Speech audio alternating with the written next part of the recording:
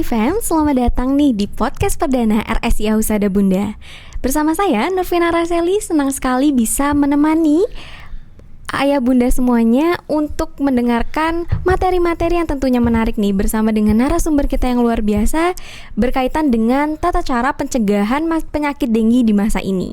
Nah, telah hadir juga bersama saya narasumber kita yang luar biasa hebat yang tentunya ahli di dalam bidang ini, yakni Dr. Perdana Aditya, spesialis penyakit dalam. Beliau tentunya sudah menangani berbagai macam kasus penyakit dalam, salah satunya adalah mungkin berkaitan langsung dengan penyakit denggi. Nah, tentunya beliau pada kesempatan kali ini akan membantu kita untuk memahami lebih dalam nih, apa saja sih berkaitan dengan penyakit ini mulai dari gejala, penularan, hingga pencegahannya. Nah, untuk semuanya Healthy Fams di rumah, jangan skip video podcast ini, tonton sampai habis karena tentunya mencegah itu lebih baik daripada mengobati. Mari kita semua lindungi diri dan juga keluarga kita dengan langkah preventif. Nah, pastinya Healthy Fam semuanya sudah tidak sabar nih untuk berbincang langsung dengan narasumber kita yang luar biasa. Mari langsung saja kita sapa. Selamat datang Dr. Adi. Selamat datang juga, salam sehat buat Healthy Fams pendengar podcast dari RSI Husada Bunda.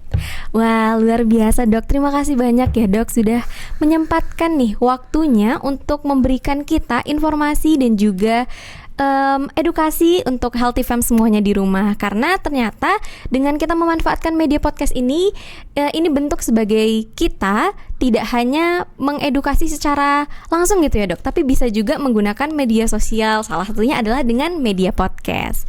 Nah Dokter, mungkin sebelum kita berbincang lebih lanjut ya Dok terkait dengan masalah denggi ini sendiri, saya mau informasikan juga nih Dok untuk Healthy Fam semuanya di rumah, mengapa sih masalah denggi ini perlu kita bahas. Nah, tahukah Healthy Fam semuanya bahwa menurut data tahun 2024 sendiri ini kasus denggi ini mengalami peningkatan mencapai 25% daripada tahun sebelumnya. Nah, ini kan menjadi perhatian kita semua ya Dok ya, karena penyakit ini tidak hanya menjadi atau menyerang individu tapi juga bisa menjadi masalah untuk keseluruhan masyarakat. Nah, mungkin Dokter Adi bisa bantu jelasin sih Dok, sebenarnya yang perlu kita ketahui dari penyakit denggi ini apa sih Dok, dan mengapa sih virus ini bisa menyebar gitu? Ya, jadi Dengue gitu ya, Dengue itu sebenarnya virusnya. Oh iya. Jadi nama penyakitnya tuh ada demam Dengue, ada lagi demam berdarah Dengue. Jadi penyakit ini adalah spektrum ya. Jadi dari yang ringan sampai yang berat gitu. Sekarang banyak lagi istilah-istilahnya. Jadi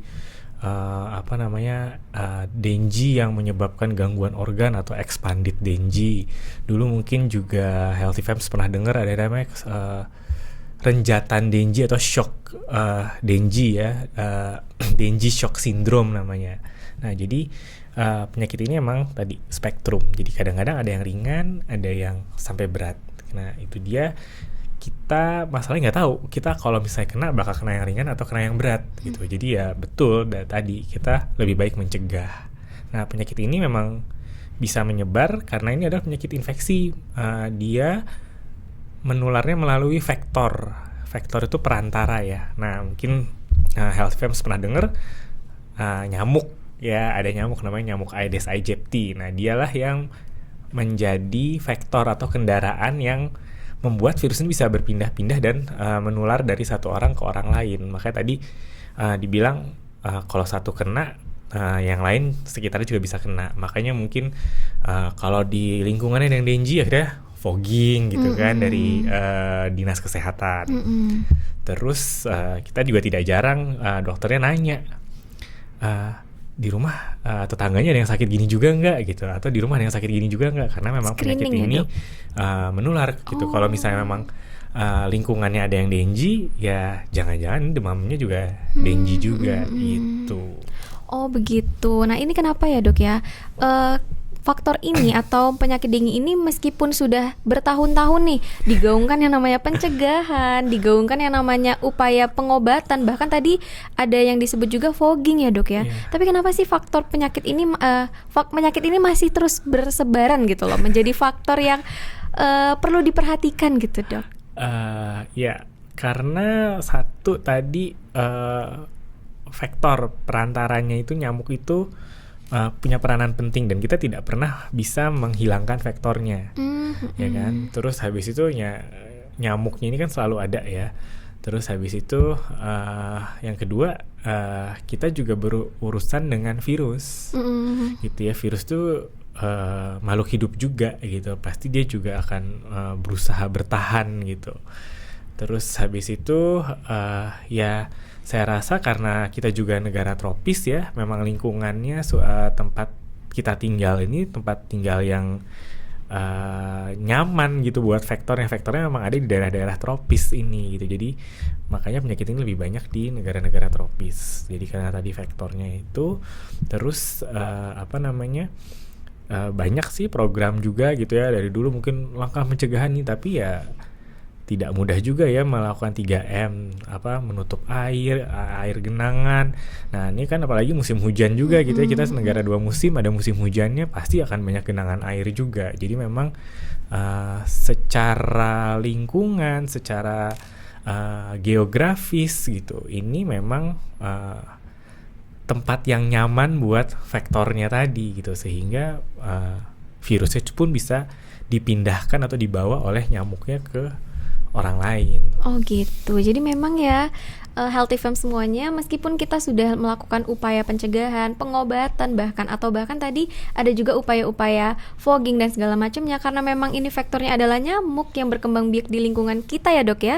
Ya faktor ini akan terus menjadi penyakit yang bisa menularkan atau bisa menjadi concern untuk kita semuanya. Nah untuk itu kenapa sih kita perlu membahas ini lagi nih, kita bahas bersama bahwa penting nih tidak hanya pengobatan tapi juga pencegahan harus tetap selalu diedukasi kepada masyarakat, karena 3M aja ternyata tidak cukup. Nah tapi dok, mengapa sih dok sebenarnya dengue ini menjadi berbahaya gitu apabila menyerang anak-anak ataupun dewasa?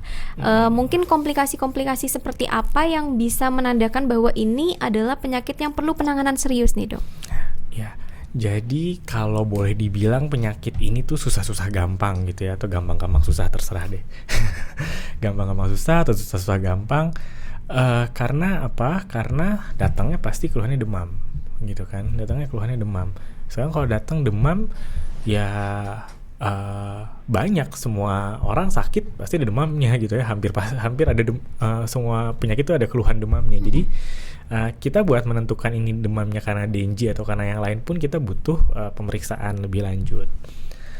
Pemeriksaan yang sederhana mungkin tidak bisa kita dapatkan hasil kelainan dari laboratorium, misalnya trombositnya yang turun gitu, itu tidak akan muncul di hari pertama. Jadi mungkin butuh beberapa hari baru kita lihat trombositnya turun, sehingga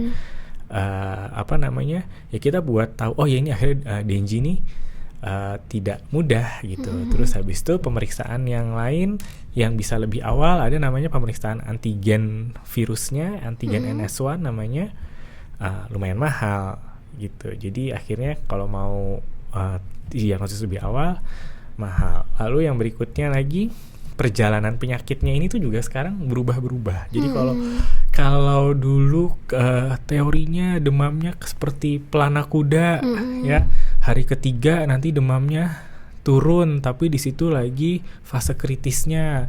Nanti hari kelima atau hari ketujuh baru lewat fase kritisnya. Nah, perjalanannya sekarang nggak kayak begitu lagi gitu. Jadi kalau trennya ya, walaupun sayangnya kita tidak punya data penelitian ya di Indonesia, tapi demam berdarah itu dari tahun ke tahun itu polanya berbeda-beda gitu. Jadi menjadi tantangan juga buat dokternya, ini demam berdarah atau bukan.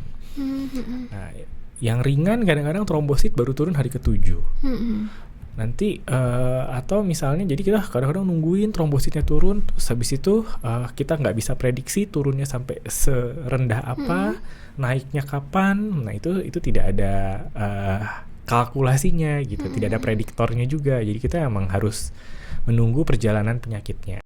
Tadi kita juga kita pikirkan komplikasi yang berat apa gitu ya. Nah itu juga trennya berubah-berubah gitu. Kadang-kadang bisa terjadi gangguan organnya apa, gangguan hati, terus habis itu bisa juga tadi sampai shock gitu, sampai perdarahan. Nah, jadi walaupun namanya demam berdarah sebetulnya nggak selalu berdarah sih gitu ya. Jadi ada beberapa orang gitu ya, kalau terkena dia kena yang berat itu bisa terjadi manifestasi perdarahan. Tapi sebetulnya yang dibilang berat itu ketika terjadi kita bilangnya kebocoran plasma. Apa sih tandanya kebocoran plasma itu gitu? Jadi demam berdarah itu virusnya ketika masuk ke dalam tubuh kita akan direspon oleh badan kita gitu, ada sel-selnya yang merespon, sistem kekebalan tubuh kita merespon. Nah, sayangnya responnya itu menyebabkan peradangan. Nah, peradangan itu nanti menyebabkan pembuluh darahnya tuh melebar-melebar. Jadi ibaratnya kalau itu pipa, terus habis itu dia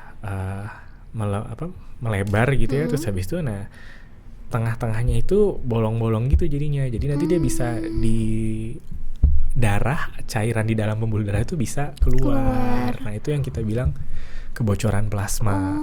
Nah, itu yang biasanya akan berat. Macam-macam juga nanti kebocoran plasma itu bisa jadi ada cairan di pleura, di selaput paru-parunya. Terus habis itu tadi itu juga yang bikin shock ya, tekanan darahnya turun. Kenapa? Karena cairannya hilang, pindah semua. Nah, itu yang berat. Jadi kembali lagi tadi, kita tidak pernah bisa prediksi siapa yang akan berat, siapa yang akan ringan. Itu dia kenapa seringkali pasien demam berdarah kita minta dirawat tuh tujuannya apa? Buat observasi. Jadi sebenarnya nggak ada kalau dirawat jadi nanti sembuhnya cepet gitu tuh, tidak gitu. Jadi kita dirawat pasiennya untuk observasi tanda-tanda yang kita bilang kebocoran plasma tadi. Terus habis itu kita pantau trombosit. Trombosit itu juga sebetulnya nggak kemana-mana sih trombositnya. Jadi dia dipakai untuk nambel bocornya tadi itu. Jadi akhirnya cenderung rendah yang ada di dalam pembuluh darahnya. Nah, jadi kita taunya perbaikan, trombositnya mulai naik. Tandanya apa? Berarti kebocorannya tadi itu sudah mulai pulih juga. Jadi itu patokan, tapi sebetulnya trombosit turun itu juga akibat dari kebocoran plasma tadi. Oh gitu. Jadi selama ini kita mendeteksinya dengan mengecek trombosit itu sebenarnya adalah bentuk dari kita melihat apakah komplikasi tadi kebocoran pipa itu terjadi gitu ya, Dok? Pengawasan ya, itu. Sebetulnya tanda-tanda kebocoran itu bukan trombositnya ya, ada kita lihat ya hematokrit. Kalau periksa darah itu kan ada hemoglobin, ada hematokrit, ada leukosit, ada trombosit tuh ya yang darah rutin itu. Nah, kita lihat kebocoran plasma itu dari hematokrit itu menandakan kepekatan. Makin tinggi berarti cairannya sedikit, sel darahnya banyak. Jadi dia padat. Nah, kalau padat tuh karena cairannya hilang. Nah, trombosit itu cuman sebagai tadi saya bilang pemantauan buat melihat responnya sebetulnya sudah mulai membaik atau belum. Gitu. Nah, yang bahaya itu justru kalau hematokritnya tinggi gitu. Jadi kadang-kadang datang pasiennya perempuan kan paling hemoglobinnya itu 12-13 gitu ya. Jadi hematokritnya kira-kira di 35-an sampai 40-an. Nah, tapi datang pasien nanti HB-nya 16 perempuan, hematokritnya 50. Nah, itu berarti sudah mulai ada kebocoran. Gitu. Berarti memang sulit ya, Dok, untuk penanganan kasus DB ini, meskipun kasus yang sering terjadi gitu ya, umum banget ditemukan gitu, apalagi di musim-musim tertentu biasanya load pasiennya tuh tinggi dengan kasus DB, tapi memang sampai saat ini tidak bisa diprediksi atau tidak bisa dipatokin gitu dalam misalnya dalam beberapa hari perawatan akan sembuh gitu. Kan pertanyaannya pasien biasanya trombositnya nggak bisa dibikin naik ya, Dok? Nggak bisa, ditunggu aja. Jadi saya selalu sampaikan ke pasien, apalagi kalau ketika datang tuh modal trombositnya masih bagus. Terus habis itu sebenarnya kita nggak tahu turunnya sampai angka berapa, karena ada yang turunnya hanya yang ringan gitu, turun hanya sampai 90.000 gitu misalnya. Ada yang kadang-kadang turun cuma 110.000 gitu. Tapi jarang juga yang misalnya sampai 5.000 gitu misalnya. Dan kita nggak bisa tahu prediktornya siapa yang akan turun sampai seberat itu. Jadi emang tadi dipantau. Nah, terus dipantau, dilihat perkembangannya, tadi komplikasinya. Kadang-kadang komplikasi juga bisa terjadi di beberapa hari kemudian gitu, tidak di awal. Gitu. Oh gitu. Berarti memang selama ini yang dokter tangani ya kasus DB ini nggak hanya anak kecil gitu ya dok, tapi orang dewasa juga ada yang ditemukan. Banyak banget orang dewasa, karena penyakit ini ya tadi nyamuk kan gigit nggak milih-milih ya. Iya kan nyamuk siapapun bisa terkena. Dan tadi walaupun dibilang memang penyakit ini lebih banyak di musim-musim tertentu ya, biasanya di musim pancaroba gitu ya, kayak sekarang ini dan mungkin beberapa bulan yang lalu ya, puncak-puncaknya itu. Sebetulnya penyakit ini hampir selalu ada. Cuman memang lebih banyak di bulan-bulan tertentu. Oh gitu. Dan tadi tiap tahun tuh kalau diperhatikan tuh kok kayaknya ada pola-pola yang berbeda gitu. Jadi tadi saya bilang rasa-rasanya kok udah agak beda ya sama teori-teorinya yang dulu dikuliahin ke saya gitu. Saya diskusi sama beberapa temen juga. Iya sama gitu. Nanya-nanya sama dokter anak, saya jadi penasaran kan. Kalau di dewasa kayak begini kok di anak kayak gitu juga nggak gitu. Ternyata juga sama gitu. Memang tidak ada pola yang spesifik lagi gitu. Oh gitu ya, Healthy Fam semuanya. Jadi memang untuk penanganannya sendiri itu sulit, tadi sudah disampaikan. Dan bahkan meskipun sudah bertahun-tahun menangani pasien dengan penyakit denggi, tapi ternyata ada perubahan-perubahan gitu yang dihadapi dalam menghadapi atau menangani kasus penyakit denggi ini. Nah oke, baik dok, tadi kan sudah banyak dijelaskan ya dok temuan-temuan kasus yang mungkin dokter hadapi. Nah sebenarnya pengobatan dari penyakit denggi ini sendiri gimana sih dok? Ya, jadi kalau ditanya tadi kan pasien gimana caranya trombosit itu biar naik, kita balik lagi saya menekankan bahwa trombosit itu buat memantau, jadi jangan sibuk sama angka trombositnya. Pengobatannya tidak ada pengobatan khusus, artinya tidak ada obat kalau hipertensi ada obatnya gitu ya, ini obat buat menurunkan tekanan darah. Tidak ada obat buat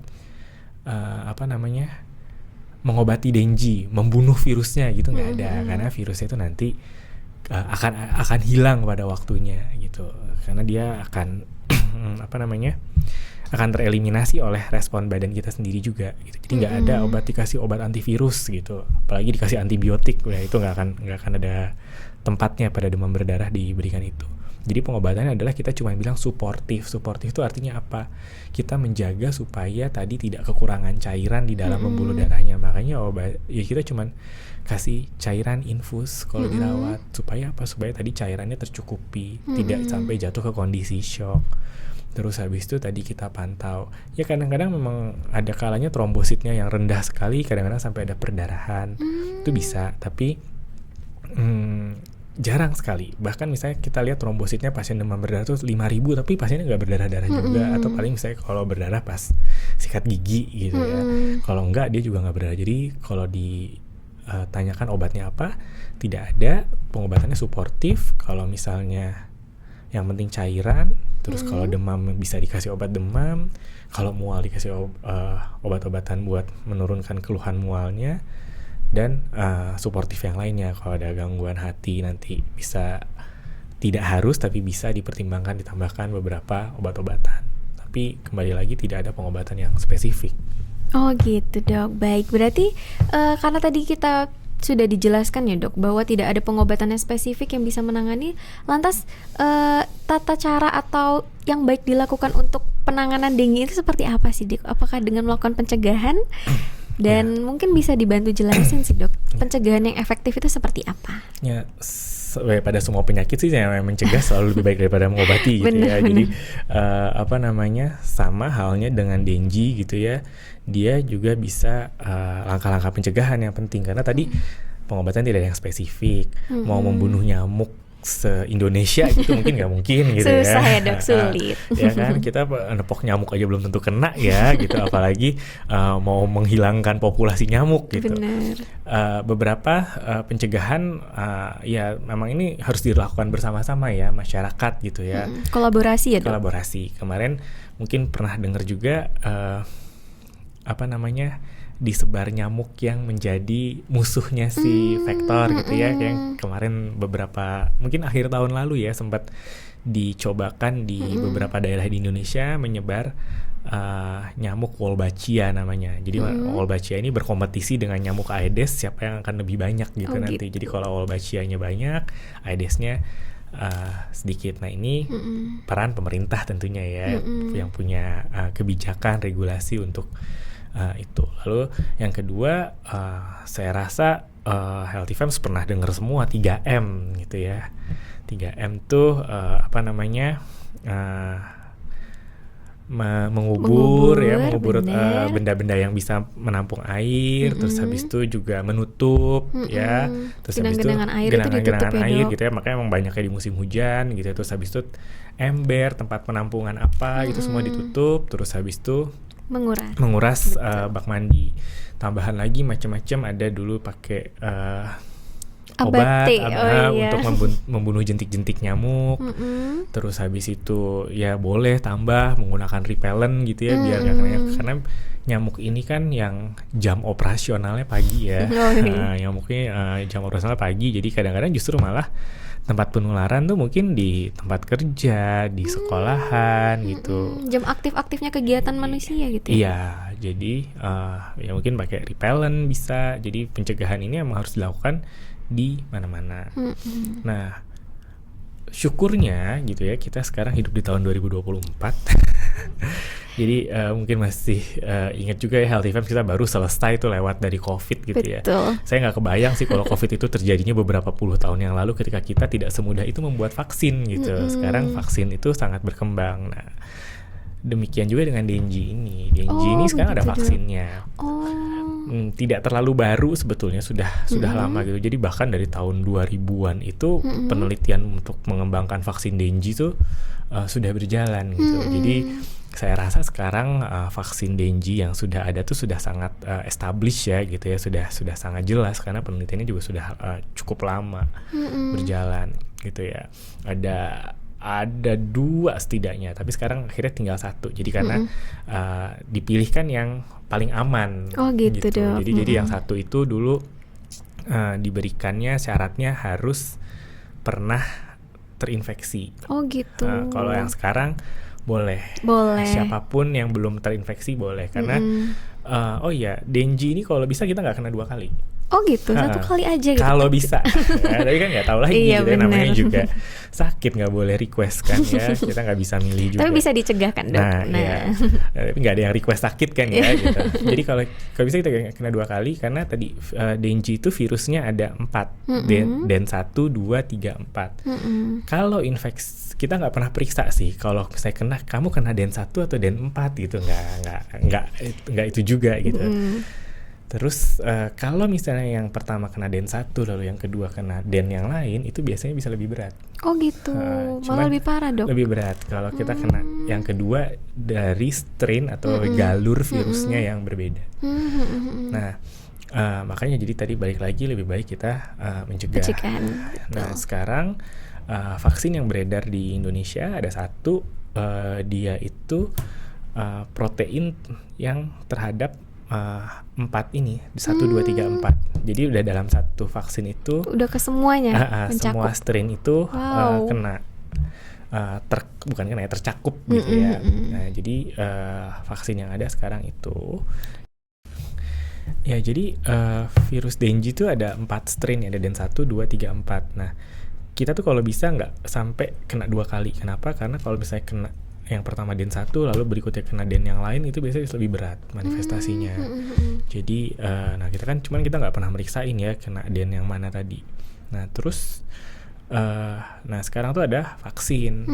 Nah vaksinnya itu dia sudah mencakup 4 strain ini. Vaksinnya ini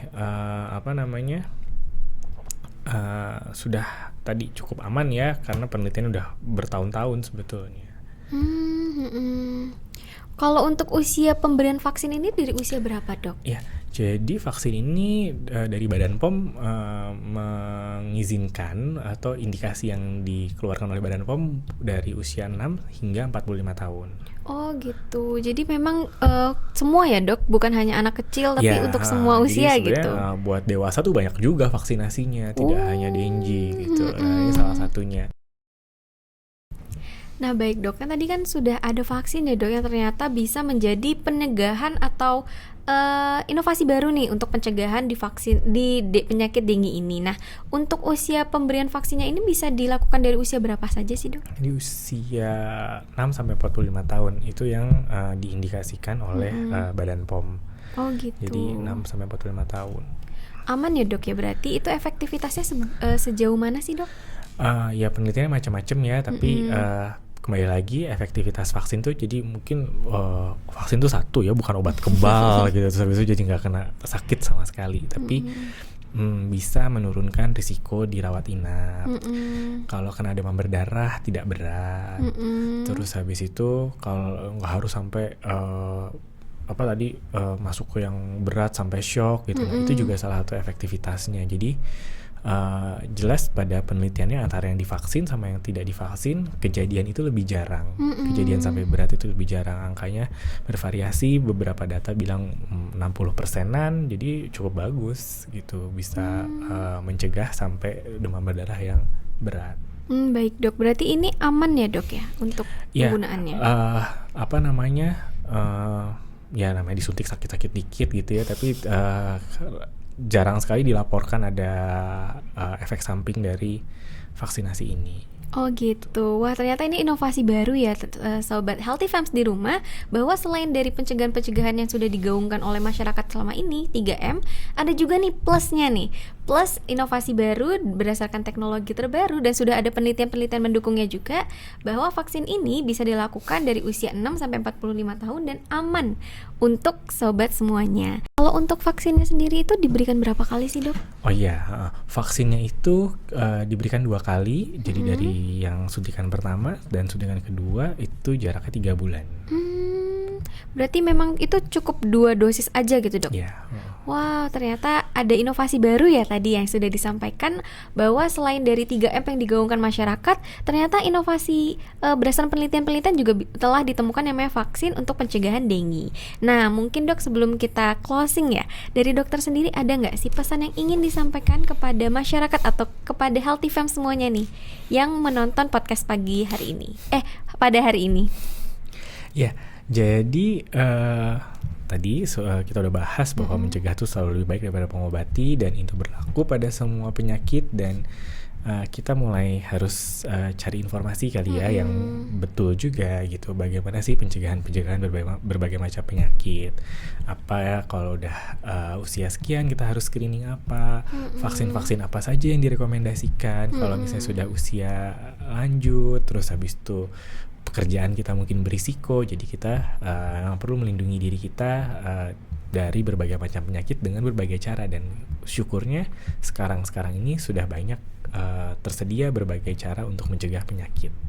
Betul sekali, terima kasih dokter. Nah ternyata jadi untuk Healthy Fam semuanya, untuk vaksin dengue sendiri sudah ada di RSC Husada Bunda. Jadi untuk Healthy Fam semua yang ingin vaksin bisa reservasi di RSC Husada Bunda.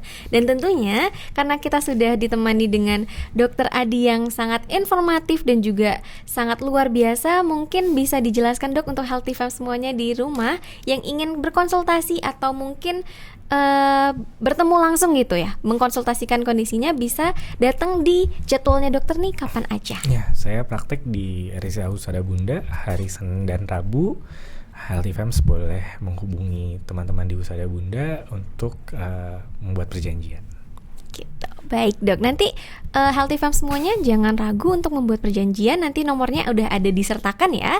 Jadi untuk komunikasi gimana sih kita bisa atau bertemu langsung dengan Dokter Adi, yang pasti by appointment. Itu saja, terima kasih banyak Dokter Adi atas informasi juga, yang luar Mbak. biasa disampaikan pada podcast kali ini. Terima kasih banyak, semoga Healthy Fam semuanya bisa mendapatkan manfaat, dan jangan lupa pencegahan itu lebih penting daripada mengobati. Saya akhiri ya dok, terima kasih, Ya, terima sampai kasih jumpa juga, Mbak Ara. Sampai di jumpa, podcast Healthy Fams. selanjutnya.